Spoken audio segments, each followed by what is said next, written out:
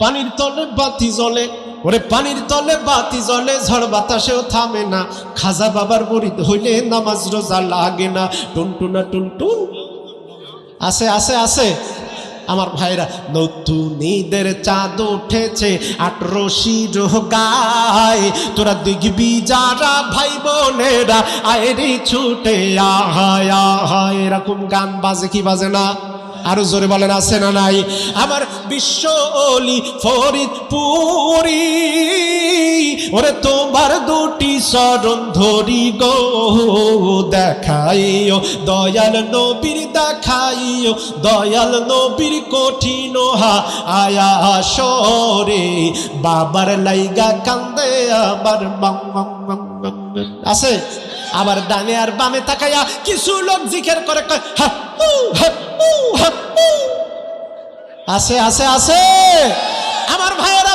হযরত আলী বলেছেন, দুনিয়ার মুসলমানের শোনো, মাইয়ুরিদু আইয়াতাকাল্লাম মা আল্লাহ, যে ব্যক্তি তার আল্লাহর সাথে গল্প করতে চায়, আল্লাহু আকবার, যে ব্যক্তি তার আল্লাহর সাথে গল্প করতে চায়, ফাল ইউসাল্লি, লোকটা যেন নামাজে দাঁড়ায়। মুসাল্লি উনাজি রাব্বা, যে ব্যক্তি আল্লাহর জন্য নামাজে দাঁড়ায় যাবে, নামাজে দাঁড়ানোর সাথে সাথে আল্লাহর সাথে তার গল্প বলা শুরু হয়ে যাবে। জোরে বলেন, আরো জোরে বলেন।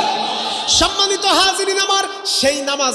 আচ্ছা, এখানে যারা আছি আপনারা সবাই 5 ওয়াক্ত নামাজ পড়েন তো? আরো জোরে বলেন, 5 ওয়াক্ত নামাজ পড়েন? কারা কারা পড়েন হাত তোলেন তো? অনেকে হাত তোলেনি, মাশাআল্লাহ। আশারি ভাই, এই জায়গায় কিছু লোক পাইলাম যারা আসলে সত্যবাদী ব্যক্তি। আগামীকাল থেকে 5 ওয়াক্ত নামাজ কারা পড়বেন তো? হাত তোলে, আল্লাহকে দেখান। নারায়ে তাকবীর, নারায়ে তাকবীর। 5 ওয়াক্ত নামাজ। আপনারা কিন্তু একটু ছোট্ট আকারের ধরা খেয়ে গেলেন, কারণ আজকে রাত্রিতেই কিছুক্ষণ পরে ফজরের মসজিদের মুয়াজ্জিন আজান দেবে।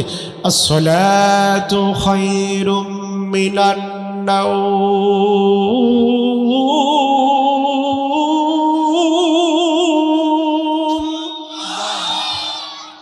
আসসালাতু খায়রুম মিনান নাওম।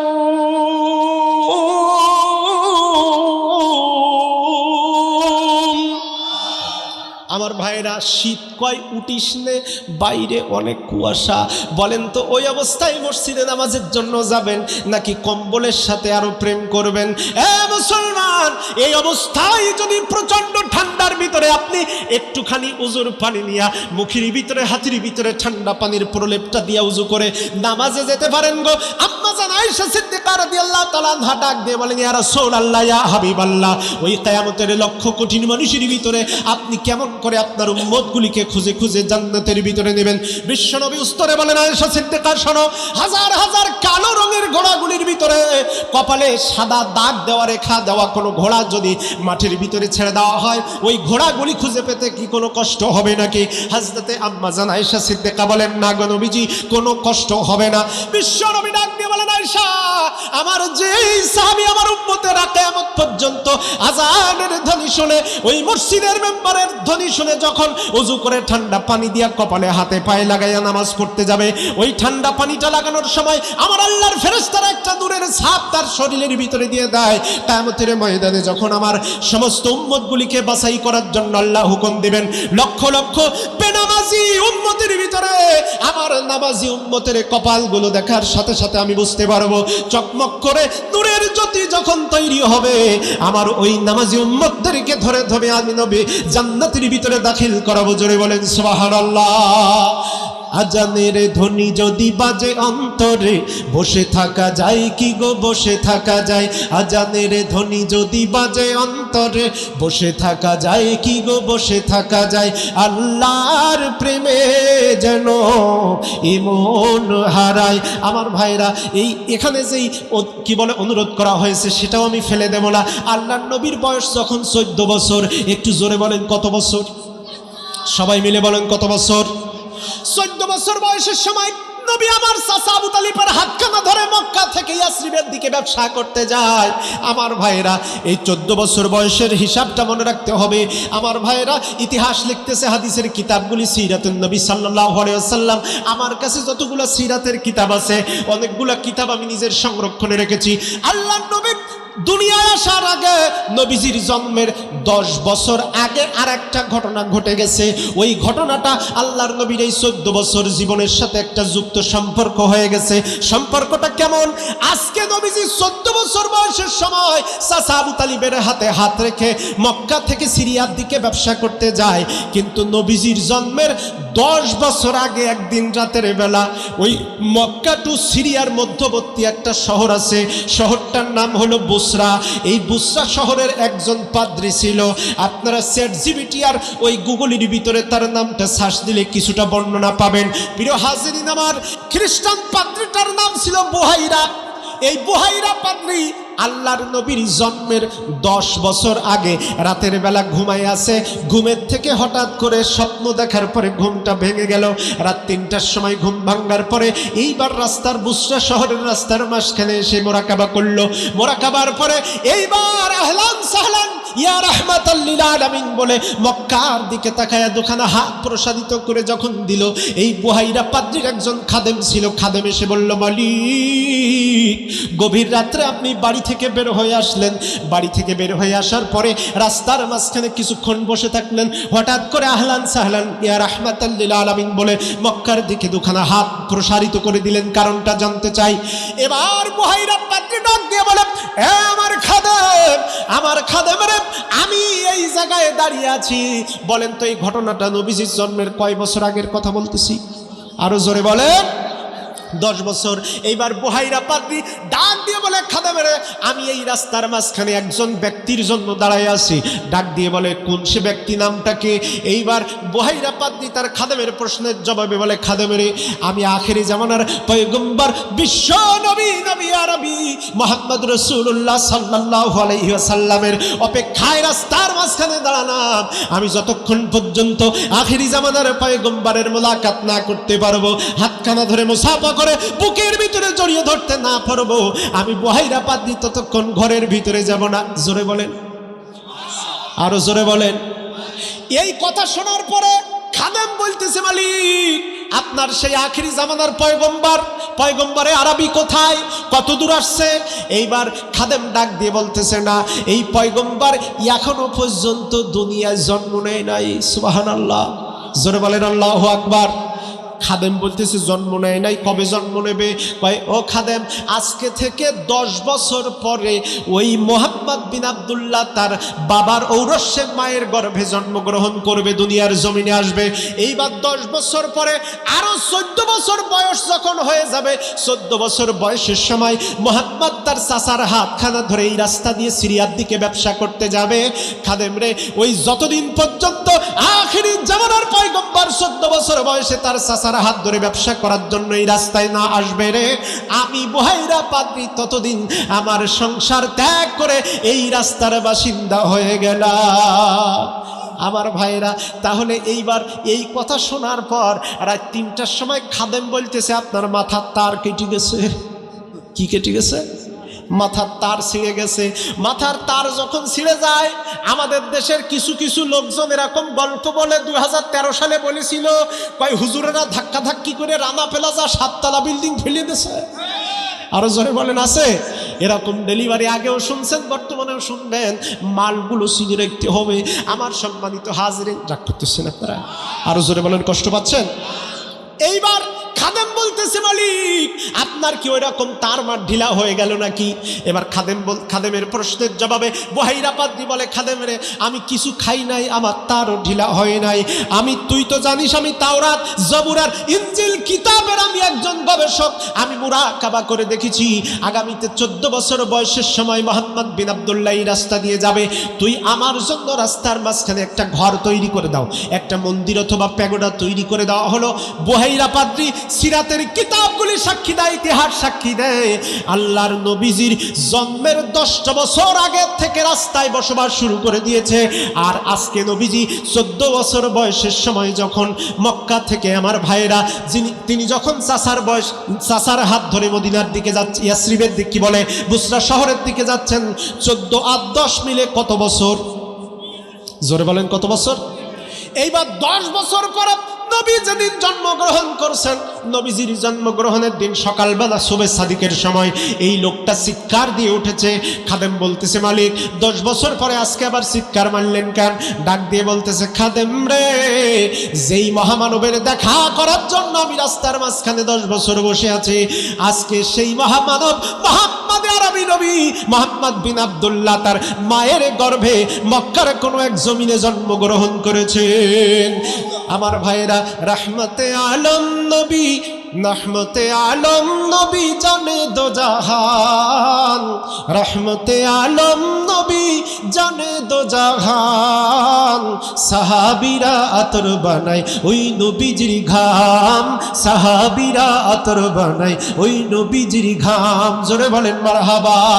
তোমরা আরো শুনবানি সুন্দর কাহিনী, জান্নাতের ওই রুমে রুমে লেখা নবীর নাম, জান্নাতের ওই রুমে রুমে লেখা নবীর নাম। সম্মানিত হাজিরিন আমার, এইবার 10 বছর পরে নবীজি জন্মগ্রহণ করে আজকে 14 বছর বয়সের সময় নবী যখন তার চাচার হাত ধরে ওই মক্কা থেকে সোজা বুসরা শহরের দিকে যাচ্ছেন, আমার প্রিয় ভাইয়েরা, কিছুক্ষণ পরে এই বহাইরা পাদ্রী 24 বছর বসে আছে আমার প্রিয় নবীজির সাক্ষাতের অপেক্ষায়। হঠাৎ করে তাকায়, দেখেন একটা কাফেলা এগিয়ে আসে, আর কাফেলার এগিয়ে যত আসে ওই রাস্তার 2 পাশে যত গাছপালা ছিল সমস্ত গাছপালাগুলা রিমঝিম করে নাচানাচি করে, পাথরের টুকরাগুলি নাচানাচি করে আমার নবীর কাফেলাকে সালাম অভিবাদন জানায়। আর জোরে বলেন সুবহানাল্লাহ। এই দৃশ্য দেখে বহাইরা পাদ্রী তার খাদেমকে বলে, খাদেম রে, আমি একজন তাওরাত জবুর ইনজিল কিতাবের আমি মারিফাত জানি, একজন গবেষক মানুষ, আমি জানি যেই রাস্তা দিয়া কোন নবীর আগমন ঘটে ওই রাস্তার কিনারের গাছগুলি সেই নবীকে সালাম দেয়, ওই রাস্তার পাথর, নুড়ি পাথর, জড় পদার্থগুলিও তার সেই নবীকে সালাম দেয়। আজকে যেহেতু এই দৃশ্য আমি আমার চোখ দিয়া দেখতে পাচ্ছি, আমি নিশ্চিত এই কাফেলার ভিতরে যেই মহামানবের জন্য আমি অপেক্ষা করতেছি 24 বছর পরে সেই মুহাম্মাদুর রাসূলুল্লাহর দেখা আমি আজকে পাবো। কাফেলাকে দাওয়াত দিলেন, আমার বাড়িতে দাওয়াত খেতে যাবা। আবু তালিব বলতেছে, কেন? এতদিন শুনলাম তুমি নাকি মক্কা থেকে যত কাফেলা আসে তাদেরকে তোমার প্যাগোডার মধ্যে দাওয়াত খাওয়াও, কিন্তু আজকে আমাদেরকে তোমার বাড়িতে নিয়ে যাবা, কারণটা জানতে চাই। কয় কারণ এখানে বলা যাবে না। আবু তালিব বলে, কারণ না বললে যাব না। এইবার বহাইরা পাদ্রী ডাক দিয়া বলে, আবু তালিব চিন্তা করবা না, রাগ করবা না, আমার বাড়ির পিছনের দিকে একটু তাকাও, তাকায় দেখো তো ওই যে বুসরা শহর থেকে যে রাস্তাটা সিরিয়ার দিকে গেছে ওই রাস্তার মাঝখানে আমার মতো খ্রিস্টান পাদ্রী একই পোশাকে দাঁড়ায় আছে, তাদের কি দেখতে পাও? কয় হ্যাঁ দেখতে পাই। কয় তাদের হাতে কি আছে? কয় লম্বা লম্বা তরবারি আছে। কয় আমার হাতে কি আছে? আপনার হাতে ফুলের তোড়া আছে। এবার বহাইরা পাদ্রী বলে, হে আবু তালিব, আমিও খ্রিস্টান জাতে খ্রিস্টান পাদ্রী, আর ওরাও খ্রিস্টান, আমার হাতে ফুলের তোড়া, ওদের হাতে তরবারি, এইটার কারণ কি তুমি জানতে চাও? কয় হ্যাঁ, এটা কারণ জানতে চাই। কয় তাড়াতাড়ি করে বাড়ির ভিতরে চলো, খাবার দাবার রেডি করিয়া খাবার খেতে যাবে। এমন সময় ডাক দিয়ে কয়, আবু তালিব, তোমার কাফেলার কেউ একজন বাদ পড়েছে। কে বাদ পড়েছে? কয় আমাদের একজন ভাইপো আছে, খুব বিশ্বস্ত, তাকে আমরা কাফেলার মাল সামানা হেফাজত করার জন্য রেখে আসছি। এবার বললেন, ওই ভাইপোকে না আনা পর্যন্ত খাবার হবে না। আবু তালিব গেলেন, ভাইপোকে সাথে করে আনার পরে সবাইকে খাবারের ব্যবস্থা করে বহাইরা পাদ্রী বলতেছে, আবু তালিব, এই ছেলেটা তোমার সম্পর্কে কি হয়? কয় আমার ভাইপো হয়। কয় এই ছেলেটার কোনো পরিচয় কি তুমি আমারে বলেছো? কয় না, বলো নাই। কয় সবাই খাবার খাবে, তুমি আর তোমার এই ভাইপো আমার সাথে আমার খাস কামরার মধ্যে আসো। কামরার ভিতরে চলে গেলেন। কামরার ভিতরে যেই বলতেছে, আবু তালিবের হাত পাও কাঁপতেছে, ভাই বলো তো দেখি কাহিনীটা কি? আবু তালিব ডাক দিয়ে বলে, আবু তালিবের প্রশ্নের জবাবে বহাইরা বলে, এ আবু তালিব, চিন্তা করো না, আমি তোমার ভাইপোর কাছে এখন প্রশ্ন করব। এই প্রশ্ন একটা না দুইটা না, আমি তোমার ভাইপোর কাছে প্রশ্ন করব 5টা। জোরে বলেন কয়টা? এই 5টা প্রশ্ন তোমার ভাইপোর কাছে করার আগে আমি এই 5টা প্রশ্নের সম্ভাব্য উত্তর কি হবে এই উত্তরটা দেওয়ালের সাথে আগে থেকে লিখে লটকায়া রাখছি, ওটা আড়াল করে রাখছি।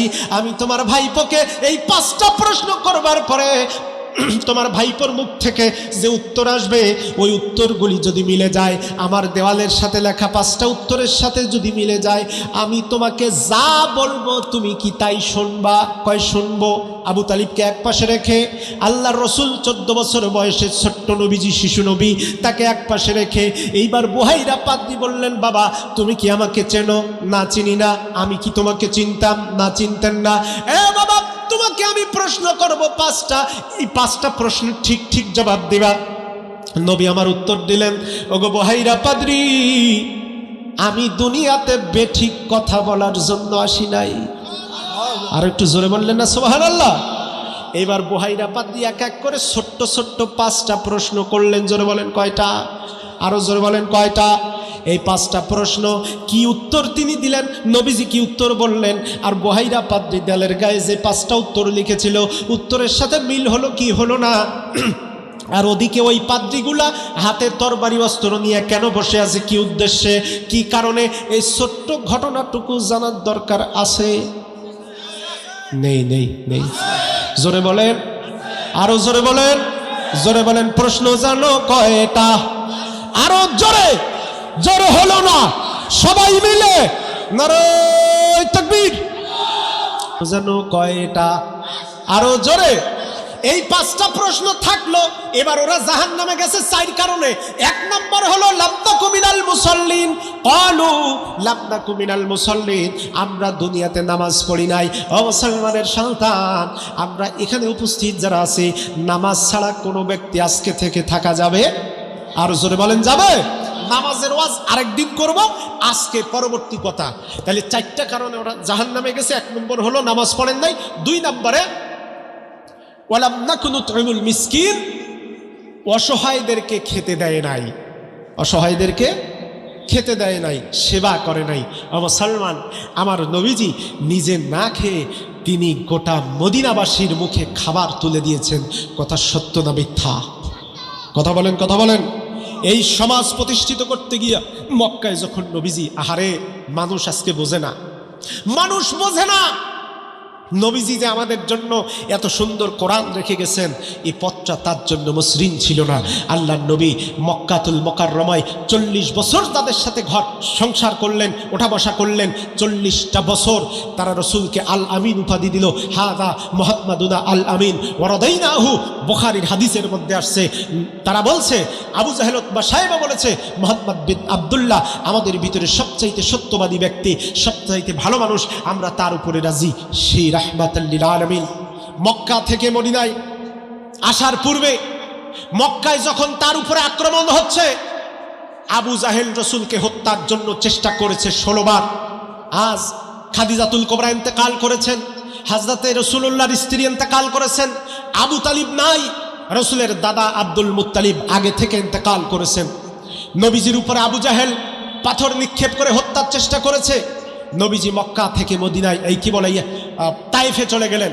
আল্লাহ রসুল তায়েফে গিয়ে তায়েফবাসী তার 3 জন আত্মীয় সম্পর্কিত, দুধ সম্পর্কিত 3 জন ভাই, একজনের নাম হাবিব, আরেকজনের নাম মাসুদ, আরেকজনের নাম ইয়ালিল, এই 3 জন ভাইকে রাসূল করিম সাল্লাল্লাহু আলাইহি ওয়াসাল্লাম গভীর রাত্রিতে, একটুখানি শুনুন, গভীর রাত্রিতে বিশ্বনবীজি তাদেরকে দাওয়াতি কাজ করেছেন। ডাক দিলেন তায়েফবাসীদেরকে, আমার ভাইয়েরা, আমি মুহাম্মদ বিন আব্দুল্লাহ মক্কা থেকে তায়েফে আসছি। উদ্দেশ্য হলো আমি যেই ইসলাম প্রচার করি, তোমরা সবাই সেই ইসলামের সহযোগী হয়ে যাও। প্রিয় হাজরিন, এই কথা বলার সাথে সাথে ওই মাসুদ, ইয়ালিল এবং হাবিব 3 ভাই বলতেছে, মুহাম্মদ তুমি কি সেই কালিমা বলছো যেই কালিমার দাওয়াত শুনলে পরে বাপ আর বেটার ভিতরে ঝগড়া ফাসাদ তৈরি হয়? আমি সেই কালিমা মানতে পারবো না। নবীজির দাওয়াত তারা গ্রহণ করলো না। নবীজি বললেন, ঠিক আছে, তোমরা আমার ভাই হও, তোমরা আমার দাওয়াতি কাজ গ্রহণ করো নাই, আমার আপত্তি নাই, কিন্তু আমি যে তোমাদের কাছে গোপনে দাওয়াত দিতে এসেছি, এই কথাটা তোমরা মক্কায় প্রচার করে দিও না, আমাকে আমার মক্কাবাসীর কাছে বিপদে ফেলো না। আমি অনুরোধ করছি, আমার নামটা তোমরা প্রকাশ করো না। রাহমাতাল লিল আলামিন ও নীলফামারীর এই চড়াইখোলা ইউপি এলাকার মানুষেরা, নবীজি তাদের অনুরোধ করলেন, হাতে পায়ে ধরে তোমরা আমার পরিচয়টা প্রকাশ করে দিও না। আল্লাহর নবী বেরিয়ে আসলেন, কিন্তু তিনজন তায়েফবাসী কুলাঙ্গার ইয়ালিল, মাসুদ এবং হাবিব আল্লাহর নবীকে ডাক দিয়ে দেখাই দিল, ও তাইফের জনগণ, এই সেই মোহাম্মদ যায়, এই মোহাম্মদের কালিমা গ্রহণ করার কারণে আমরা বাপ বেটা ঝগড়াঝাটির ভিতরে পতিত হই। প্রিয় হাজরিন, আল্লাহ রসুল করিম সাল্লাল্লাহু আলাইহি সাল্লামের এই পরিচয়টা জানবার পর তাইফের লোকেরা আল্লাহর নবীর উপরে পাথর নিক্ষেপ করতে লাগল। হযরত আবু হুরায়রা বলেছেন, আমরা 3-4 দিন 2-3-4-5 দিন একটানা না খেয়ে থাকতাম, ক্ষুধার যন্ত্রণা সহ্য না করতে পেরে আমরা মসজিদে নববীর কিনারে আসতাম। যখন মসজিদে নববীর কিনারে এসে নবীজির পবিত্র চেহারার দিকে তাকায় থাকতাম, নবীজির পবিত্র চেহারা দেখার সাথে সাথে আমাদের সকল কষ্টগুলি দূর হয়ে যেত। আরো জোরে বলেন সুবহানাল্লাহ। এই সেই নবীর উপরে তাইফের লোকেরা পাথর নিক্ষেপ করতে লাগলো। আর রাহিকুল মাকতুম পড়েন 43 পৃষ্ঠা, সিরাত ইবনে হিশাম 148 পৃষ্ঠা। সম্মানিত হাজরিন আমার, রাসূল করিম সাল্লাল্লাহু আলাইহি ওয়াসাল্লাম রাস্তা দিয়ে হেঁটে আসতেছেন, তায়েফের যুবকেরা নবীজির উপরে পাথরের নিক্ষেপ করতে লাগলো। আর রাহিকুল মাকতুম লেখে, নবীজির শরীরের উপরে একসাথে 10-12-15টা পাথর যখন নবীর শরীরের উপরে পড়তে লাগলো, আল্লাহর নবীজির শরীরের উপরে পাথরের আঘাত লাগার সাথে সাথে এক একটা আঘাতে নবীজি রাস্তার উপরে পড়ে যেতে লাগলেন। আর সেই পড়ে যাওয়া নবীকে ওরা জামা ধরে, কলার ধরে টেনে দাঁড় করায়, আবার বলায়, তোমরা দাঁড়াও, তুমি দাঁড়াও। নবীজি দাঁড়ানোর সাথে সাথে আবারও তারা পাথর মারে, পাথর নিক্ষেপ করার সাথে সাথে নবীজি আবার পড়ে যান। এভাবে করে আল্লাহর নবী যখন হাঁটতে হাঁটতে ক্লান্ত হয়ে গেছেন, হযরতে যায়েদ বিন হারেসা ডাক দিয়ে বলেন, ইয়া রাসূলুল্লাহ, আমি আর মানতে পারি না, কলিজার ভিতরে আঘাত, আমার বুকটা ফেটে যায়। যেই নবীজির দিকে মাছি মশা পর্যন্ত ধাবিত হয় না, যেই নবীজির চেহারার উপরে বসা, সেই নবীজির উপরে এত পাথরের আঘাত, রক্তপাত হচ্ছে, বিশ্ব নবীজির সমস্ত শরীর থেকে রক্ত বেরিয়ে রাসূল করিম সাল্লাল্লাহু আলাইহি ওয়াসাল্লাম রাস্তা দিয়ে যখন হেঁটে আসতেছেন, হযরতে যায়েদ বিন হারেসা বলছেন, নবীজি, আপনার শরীর থেকে রক্ত গড়িয়ে পড়ছে, এই দৃশ্য আমি আর দেখতে চাই না, আপনাকে এখন পালাতে হবে। কারণ ওই যে মক্কা থেকে প্রশাসন আসতেছে, লোকজন আসতেছে। নবীজি সাবির পর্বতের ভিতরে উঠতে গেলেন। সাবির পর্বত আল্লাহর নবীকে দেখে ডুকরে কেঁদে উঠল। নবীজিকে দেখে ডাক দিলেন, ইয়া রাসূলুল্লাহ, আনজিল ইন্নী আখাফু আন তুআখাযা ফায়ুআকিবানি আল্লাহ তাআলা বিযালিক। ওগো নবীজি, আপনি আমার ভিতর থেকে নেমে পড়ুন, আমি ভয় করি কিয়ামতের দিন আল্লাহ পাক যদি জিজ্ঞেস করেন, আমার মতো একটা পাহাড়ের ভিতর থেকে কাফের সেনাবাহিনী আপনাকে গ্রেপ্তার করে নিয়ে গিয়েছিল, আমি কৈফিয়ত দিতে পারবো না, সুতরাং আপনি নেমে পড়ুন। নবীজি পাহাড় থেকে নিচের দিকে যাচ্ছেন, দূর থেকে উহুদ পর্বত ডাক দিল, ইন্নী ইলাইয়া ইয়া রাসূলুল্লাহ, হে রাসূল, আপনি আমার ভিতরে চলে আসেন, সাউকফিক, আপনাকে আমার ভিতর থেকে কেউ গ্রেপ্তার করতে পারবে না। সেই নবীজি এত কষ্ট করেছেন, তায়েফের ময়দানে রক্ত ঝরেছে, দামদান মোবারক শহীদ হয়েছে ওহদের ময়দানে, এত সহজ ছিল না। আমাদেরও ভবিষ্যতে পরিস্থিতিটা খুব ভালো আসতেছে বলে মনে হয় না। এই বাংলার জমিনে টুপিওয়ালা, দাড়িওয়ালা, কোরআনওয়ালাদেরকে নিয়ে যারা ব্যবসা করেছে, তারা আমাদেরকে নাচিয়েছে, আমাদেরকে নিয়ে ব্যবহার করেছে। বিগত দিনের মতো ব্যবহার করতে না পেরে ওরা আমাদের বিরুদ্ধে তথ্য সন্ত্রাস করে। ও মুসলমান, বেঁচে যতক্ষণ আছি তথ্য সন্ত্রাসে বিভ্রান্ত না হয়ে আল্লাহর কোরআনের পক্ষে কারা কারা থাকবেন, দুহাত তুলে আল্লাহকে দেখায় দেন। নবীজির সাথে তাদের আমি আলোচনা শেষ করে দেব। নবীজির সাথে তাদের দূরত্ব কেন হলো? নবীজি 40 বছর তাদের সাথে তালমিল করে যখন ছিলেন, তখন তাদের কোনো সমস্যা হয়নি। কিন্তু নবীজি যখনই কালিমা থেকে তেলাওয়াত করলেন, যখনই বললেন সকল মক্কাবাসী পড়ে নাও লা ইলাহা ইল্লাল্লাহু মুহাম্মাদুর রাসূলুল্লাহ, লা ইলাহা, কারো আইন মানি না আল্লাহ ছাড়া, লা ইলাহা, নেই কোনো আইনদাতা ইল্লাল্লাহ, শুধুমাত্র আল্লাহ ছাড়া, এই কথা বলার সাথে সাথে তাদের কাছে পরিষ্কার হয়ে গেল। আল্লাহ পাক কোরআন শরীফের ভিতরে বলেছেন, হুয়াল্লাযী আরসালা রাসূলাহু বিল হুদা ওয়া দীনিল হাক্কি লিইয়ুযহিরাহু আলাদ দীনি কুল্লি ওয়ালাউ কারিহাল মুশরিকুন। আল্লাহ পাক বলছেন, ও নবী, আমি দুনিয়াতে আপনাকে কোরআন এবং সত্য দিন সহ পাঠাইছি। আপনার কাজ হলো এই কোরআনের প্রচারের পাশাপাশি এই কোরআনটাকে প্রতিষ্ঠিত করে দাও, এই সমাজের ভিতরে কোরআন প্রতিষ্ঠিত করো। আমার ভাইয়েরা, লিউজহিরাহু আলাদ-দীনি কুল্লি, লিউজহিরাহু আলাদ-দীনি কুল্লি। আল্লাহ পাক পরিষ্কার করে বলেছেন, দুনিয়াতে কোরআন আমি বিজয়ের বেশে থাকার জন্য পাঠাইছি। কিসের বেশে? আরো জোরে বলেন, কিসের বেশে? বিজয়ীর বেশে কোরআন থাকবে, এজন্য আমি পাঠাইছি। আজকে সে কোরআন কি বিজয়ীর বেশে আছে? আরো জোরে বলেন, আছে? কোরআনের জন্য বাংলাদেশে, এই বাংলার ইতিহাসে কনসার্ট অনুষ্ঠানের জন্য, ক্রিকেট বিশ্বকাপের উদ্বোধনী অনুষ্ঠানের জন্য কোরআনের আজান বন্ধ হয়েছে, কোরআনের তেলাওয়াত বন্ধ হয়েছে। এ কথা সত্য না মিথ্যা? যতক্ষণ কোরআনকে ক্ষমতায় নিতে না পারবেন, যতক্ষণ কোরআনকে বিজয়ীর কাতারে না রাখতে পারবেন, যতক্ষণ সংসদের মূল কিতাবে আল্লাহর কোরআনকে না পাঠাতে পারবেন, ততক্ষণ পর্যন্ত তাদের দয়া দাক্ষিণ্যে ইসলাম চলবে। আর ইসলাম বলছে, ইসলাম কারো দয়ার উপরে চলতে চায় না, আল্লাহর দয়ার উপরে চলতে চায়। প্রশ্ন জানো কয়টা? আসুন এই 5টা প্রশ্ন বলেই, আমি কাউকে ঠকাতে চাই না, এই 5টা প্রশ্ন বলেই আজকে আমি আলোচনা শেষ করব। প্রিয় হাজরিন, রাসূল করিম সাল্লাল্লাহু আলাইহি ওয়াসাল্লামের উপরে এবার এই যে 4টা কারণে জাহান্নাম: 1 নম্বর নামাজ পড়ি নাই, 2 নম্বর অসহায়দের খেদমত মানব কল্যাণে কাজ করি নাই, 3 নম্বরে ওয়াকুন্না নাখুদু মা আল খাইদিন, আমরা যারা কুৎসা রটনা করত, যারা মানুষের বিরুদ্ধে বদনাম করত, ইসলামের বিরোধিতা করত, তাদের সাথে বসে আমরা 24 ঘন্টা ষড়যন্ত্র করতাম। ওয়াকুন্না নুকাযযিবু বিয়াউমিদ্দিন, আর কিয়ামত দিবসে আমাদের যে একটা পানিশমেন্ট হবে এটা আমরা বিশ্বাস করতাম না। কান দিয়ে শুনতাম, আর এক কান দিয়ে বের করে দিতাম। ও মুসলমান, হতে পারেন আপনিও মানুষ, আমিও মানুষ, কিন্তু কিয়ামতের ময়দানে যখন ধরা খেয়ে যাব, তখন এই কথাগুলো মনে আসবে। এগুলো কোনো দলীয় বিষয় নয়, এগুলো নিরট আপনার আখিরাতের হিসাবের কথা। ওই প্রশ্ন 5টা। 1 নম্বর প্রশ্ন, আবু তালিবকে পাশে রেখে বুহাইরা পাদ্রী নবীজিকে প্রশ্ন করলেন, বলো তো দেখি, তুমি যে বংশে জন্মগ্রহণ করেছো, আমার 1 নম্বর প্রশ্ন, তোমার সেই বংশের নাম কি কুরাইশ বংশ? সুবহানাল্লাহ। নবীজি বললেন, বুহাইরা পাদ্রী, আমি যেই বংশে জন্মগ্রহণ করেছি সেই বংশের নাম কুরাইশের বনু হাশিম। আপনি কি করে জানলেন? এবার বুহাইরা পাদ্রী ডাক দিয়ে বলল, ওগো বাবাজি, 2 নম্বর প্রশ্ন বলো। আমি তোমার কাছে 2য় নম্বর প্রশ্ন করতে চাই। 2য় নম্বর প্রশ্ন হলো, তোমার দাদার নাম কি? Abdul Muttalib. আরো জোরে বলেন। এই কথা বলার সাথে সাথে আবু তালিব এগিয়ে আসছে, কি ব্যাপার? আমার ভাইপোর বংশ পরিচয়, আমার বাবার বংশ পরিচয় তুমি কি করে জানলে? আবু তালিবের প্রশ্নের জবাবে কয়, তুমি চুপ থাকো, আমার প্রশ্ন কমপ্লিট করতে চাও? নবীজি ডাক দিয়ে বললেন, হ্যাঁ, আমার দাদার নাম আব্দুল মুত্তালিব। 3 নম্বর প্রশ্ন, এ বাবা, তোমার কাছে আমার 3 নম্বর প্রশ্ন, তোমার বাবার নাম কি? আব্দুল্লাহ। নবীজি সাথে সাথে জবাব দিলেন, হ্যাঁ, আমার বাবার নাম আব্দুল্লাহ। এরপরে এবার তিনি প্রশ্ন করলেন, বলো তো দেখি, তোমার মায়ের নাম কি? আমিনা বিনতে ওহাব জুহরি। সুবহানাল্লাহ। নবীজি বললেন, হ্যাঁ, আমার বাবার নাম আমিনা বিনতে ওহাব জোহরি। 5 নম্বর প্রশ্ন, এবার বলো তো দেখি, তুমি দুনিয়ায় আসার আগে তোমার বাপ হারাইছো, আর দুনিয়াতে আসার 6 বছর পর তুমি তোমার মা হারাইছো, কথা কি সত্য নাকি?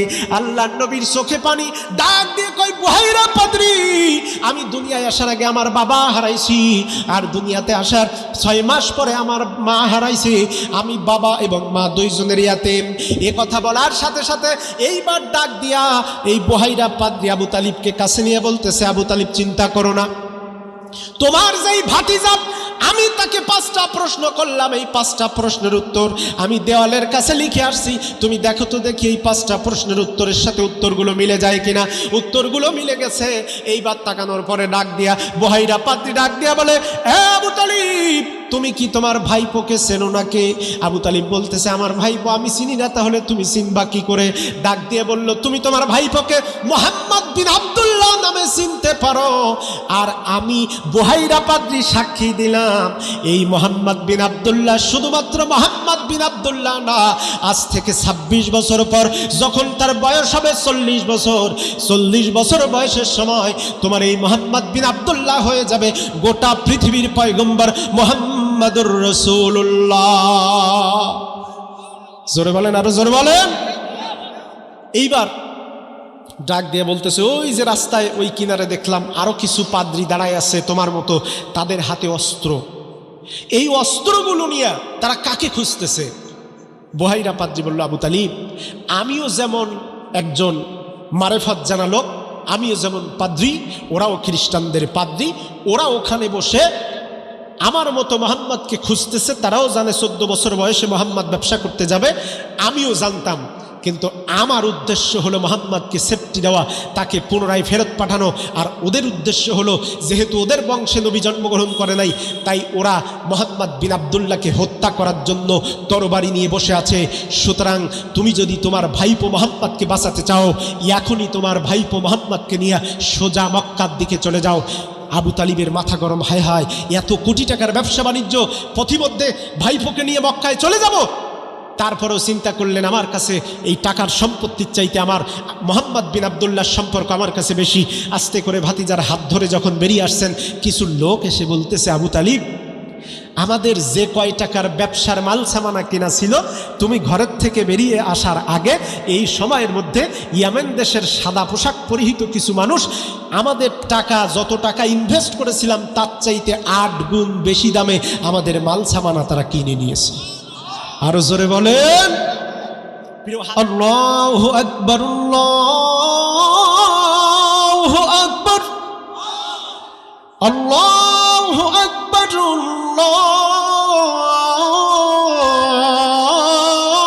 আল্লাহু আকবার। ভাই এইটুকু শেষ করে যাব। আর ওই যে মক্কার একটা আজান ছোটবেলায় বিটিভিতে শুনতাম, ওই আজানটা ওরকম, আল্লাহু আকবার, আগরতলা আর খাটের তলা, নীলফামারি আর বাইটকামারি জীবনে এক হয়। আরো জোরে বলেন, এক হয়। তারপর শুধুমাত্র আজানের, ওই মক্কার আজানের টেলিভিশন থেকে যেটা শুনতেন, শুধুমাত্র ওইটুক আল্লাহু আকবারটুকু বলবো, যদি একটু মেলে আল্লাহু আকবার জোরে বলবেন তো? আরো জোরে বলেন, আল্লাহু আকবার।